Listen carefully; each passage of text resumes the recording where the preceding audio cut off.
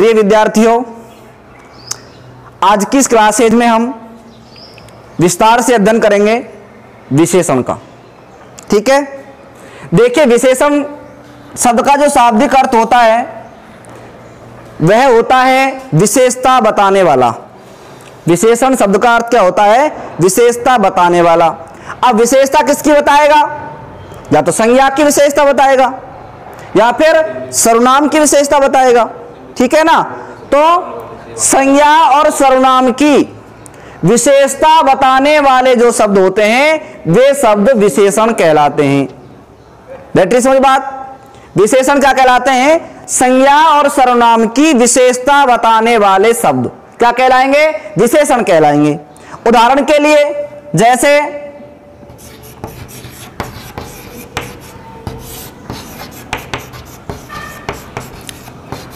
यहां शब्द है बालक। ये बालक क्या है? ये बालक जो है संज्ञा है और इस संज्ञा के लिए कौन सा विशेषण काम में आया है? सुंदर। इस बालक शब्द की विशेषता बता रहा है सुंदर शब्द, इसलिए सुंदर शब्द जो है यह विशेषण कहलाएगा। ठीक है, अब बात आती है कि विशेष क्या होता है।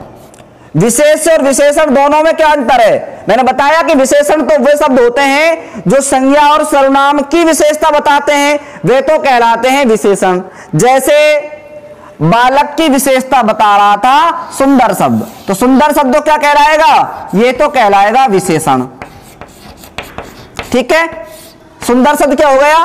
विशेषण हो गया। अब विशेष क्या होता है? विशेष होता है जिस संज्ञा की या जिस सर्वनाम की विशेषता बताई जाती है वह शब्द कहलाता है विशेष। जैसे इसमें सुंदर शब्द जो था वह किसकी विशेषता बता रहा था? बालक की बता रहा था, तो बालक क्या कहलाएगा? ये बालक कहलाएगा विशेष्य। ठीक है भाई, तो विशेषण और विशेष में अंतर समझ आ गया। विशेषण संज्ञा सर्वनाम की विशेषता बताने वाले शब्द, ठीक है, और विशेष वे संज्ञा और सर्वनाम शब्द जिनकी विशेषता बताई जाती है। दोनों में अंतर समझ आ गया। ठीक है, एक बात और भी आती है और वह आता है प्रविशेषण। कि प्रविशेषण या प्रतिविशेषण क्या होता है? देखिए, संज्ञा और सर्वनाम शब्दों की विशेषता बताने वाले शब्द तो क्या हो गए? विशेषण हो गए। ठीक है, लेकिन विशेषण की भी विशेषता बताने वाले शब्द वे कहलाते हैं प्रविशेषण। इसे एक और नाम से भी जानते हैं, प्रतिविशेषण। जैसे वह बालक बहुत होशियार है। ठीक है, इसमें जो होशियार शब्द है ये तो क्या कहलाएगा? ये तो विशेषण कहलाएगा। ठीक है भाई, ये तो क्या कहलाएगा? विशेषण कहलाएगा, क्योंकि क्या बता रहा है? बालक की विशेषता बता रहा है। लेकिन जो ये बहुत शब्द आ रहा है ना, ये क्या बता रहा है? ये इस होशियार की भी विशेषता बता रहा है, इसलिए ये कहलाएगा प्रविशेषण। ठीक है, तो विशेषण शब्दों की भी विशेषता बताने वाले जो शब्द होते हैं वे प्रविशेषण कहलाते हैं। ठीक है, अब बात आती है विशेषण के प्रकारों की, कि विशेषण के प्रकार कौन कौन से होते हैं। ठीक है, तो विशेषण के ये निम्न प्रकार होते हैं, जिनमें पहला जो प्रकार है वह है गुणवाचक विशेषण। गुणवाचक विशेषण कहां होता है? गुणवाचक विशेषण वहां होता है जहां किसी संज्ञा या सर्वनाम के गुण, दोष, अवस्था या भाव आदि का बोध कराया जाता है, वहां होता है गुणवाचक विशेषण। या फिर ऐसे कह सकते हैं विशेषण का वह प्रकार, विशेषण का वह प्रकार जो संज्ञा और सर्वनाम के गुण, दोष, अवस्था या भाव का बोध कराए, क्या कहलाएगा? गुणवाचक विशेषण कहलाएगा। जैसे उदाहरण के लिए दूध मीठा है। दूध मीठा है, यहां दूध शब्द क्या है? दूध शब्द संज्ञा है और मीठा शब्द क्या है? ये विशेषण शब्द है, क्योंकि दूध की क्या बता रहा है? विशेषता बता रहा है। ठीक है ना, जैसे मैं कहूं वह बालक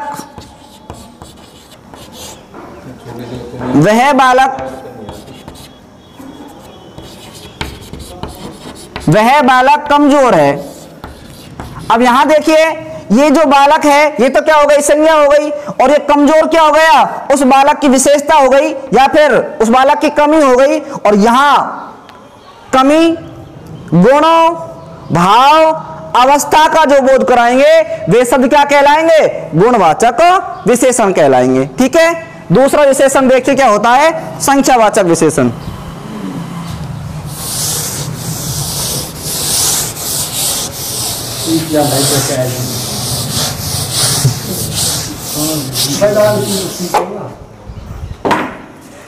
संख्यावाचक विशेषण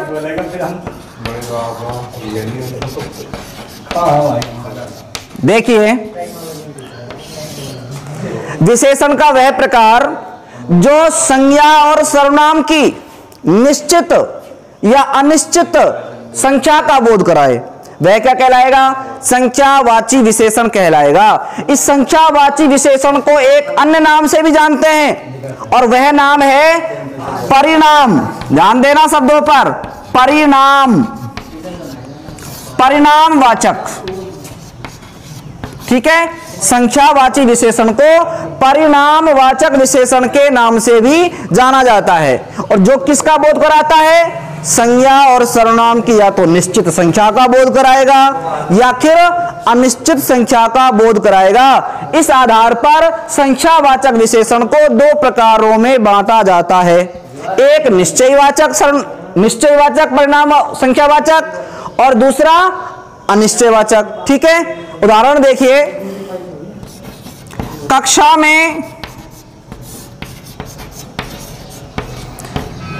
में 20 छात्र हैं। अब जो छात्र हैं ये क्या हो गई, संज्ञा हो गई। अब छात्रों की संख्या कौन बता रहा है, 20, तो ये 20 क्या कहलाएगा, ये 20 कहलाएगा संख्यावाची विशेषण। 20 क्या कहलाएगा, संख्यावाची विशेषण कहलाएगा। ठीक है, उदाहरण के लिए एक और देखिए, विद्यालय में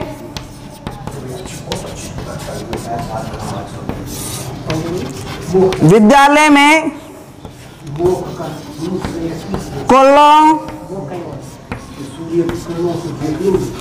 10 कमरे हैं। ठीक है, अब कमरे क्या हो गई, ये संज्ञा हो गया। ठीक है, और इनकी विशेषता क्या बता रहा है, 10। ये 10 क्या है, कमरों की संख्या है, और संख्या का बोध कराने वाला जो विशेषण होता है वो क्या होता है, संख्यावाची विशेषण होता है। ठीक है, बाजार में बहुत से लोग इकट्ठे थे, बाजार में बहुत से लोग इकट्ठे थे। अब लोगों की संख्या कितनी थी, बहुत सा।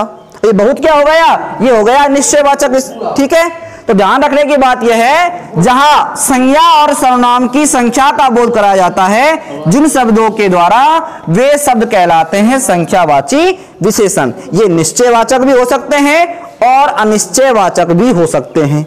ठीक है, उसके बाद आता है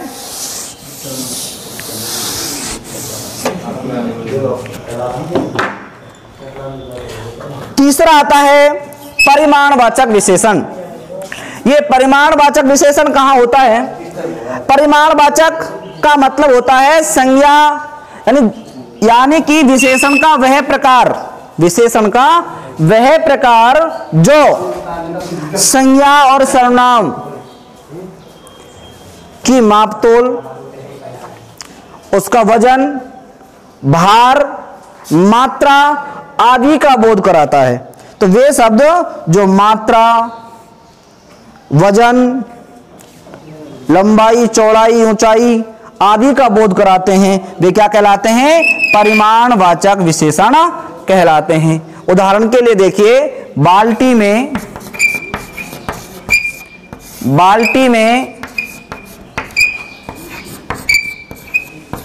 5 लीटर दूध है। ठीक है, बाल्टी में 5 लीटर दूध है। अब दूध क्या हो गया, दूध संज्ञा हो गई। ठीक है, और ये जो 5 है ना, ये क्या बता रहा है, ये दूध की मात्रा बता रहा है। 5 लीटर दूध की किसको बता रहा है, मात्रा को बता रहा है।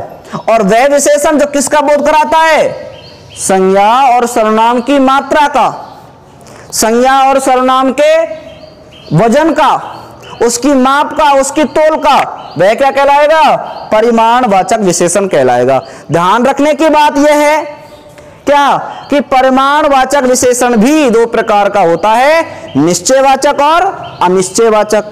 ठीक है, तो विशेषण का वह प्रकार जो संज्ञा और सर्वनाम की निश्चित या अनिश्चित मात्रा, वजन, माप, तोल आदि का बोध कराए, वह परिमाणवाचक विशेषण कहलाता है। उदाहरण के लिए, मेरे पैंट का कपड़ा 5 मीटर है, तो 5 मीटर क्या हो गया, कपड़े का माप हो गया, और माप हो गया तो ये क्या कहलाएगा, परिमाणवाचक विशेषण कहलाएगा। ठीक है, अगला विशेषण है अपना संकेतवाचक विशेषण। ध्यान रखिए, संकेतवाचक विशेषण को सार्वनामिक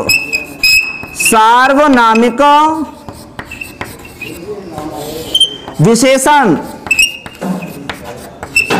सार्वनामिक विशेषण के नाम से भी जाना जाता है, क्योंकि जो संकेतवाचक विशेषण होता है वह संज्ञा और सर्वनाम की ओर संकेत करता है, इशारा करता है, इसलिए तो क्या हो गया, संकेतवाचक हो गया। और सार्वनामिक क्यों कहलाता है, क्योंकि यह सर्वनाम के जो शब्द होते हैं, सार्वनामिक जो शब्द होते हैं उनसे बनता है, इसलिए क्या कहलाता है, सार्वनामिक विशेषण कहलाता है। जैसे यह वह बालक है जो मुझे कल बाजार में मिला था, तो यह और वह क्या कर रहा है, उस बालक की ओर इशारा कर रहा है, संकेत कर रहा है, इसलिए क्या कहला रहा है, संकेतवाचक विशेषण कहला रहा है। सार्वनामिक क्यों कहला रहा है, क्योंकि यह और वह क्या है, ये सार्वनामिक शब्द है। ठीक है, इसलिए ये सार्वनामिक विशेषण भी हो गया। अपना अंतिम बचता है व्यक्तिवाचक विशेषण। ये व्यक्तिवाचक विशेषण क्या होता है, ध्यान रखिए, जो व्यक्तिवाचक संज्ञाएं होती हैं उन व्यक्तिवाचक संज्ञाओं से बनता है व्यक्तिवाचक विशेषण। जैसे उदाहरण के लिए,